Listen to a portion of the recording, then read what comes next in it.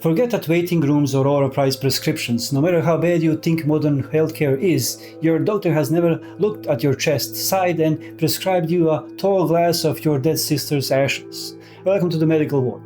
Let's travel back to the freezing, deeply religious farming villages of the late 19th century New England. Facing a terrifying disease that was wiping out entire families, the local population decided that the most logical, scientific response was to grab a shovel, dig up their dead relative, cut out their hearts, burn them on a rock, and drink the ashes.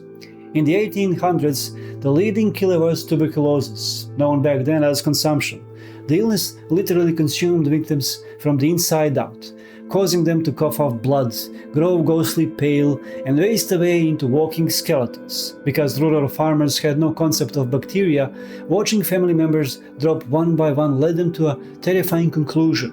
The first relative to die was draining the life force of the living from beyond the grave. Thus the New England vampire panic was born.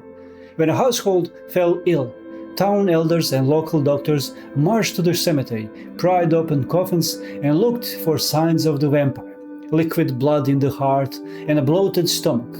In reality, these were just natural biological stages of decomposition and freezing ground. But to a terrified community, it was the absolute proof of guilt. This wasn't happening in the dark Middle Ages.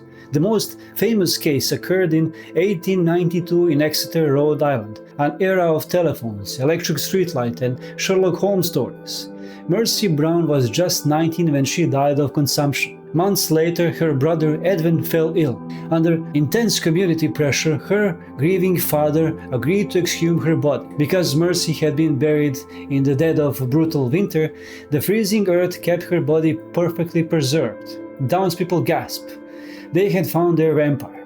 A licensed medical doctor stood right there as village carved the heart out of the dead girl's chest, burned it on a rock, mixed the ashes with water, and forced the dying brother to drink it.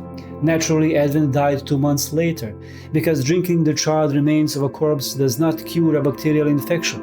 It was a desperation placebo, a horrifying attempt to reclaim control over their own mortality, proving that we haven't evolved as much as we think whenever fear replaces science.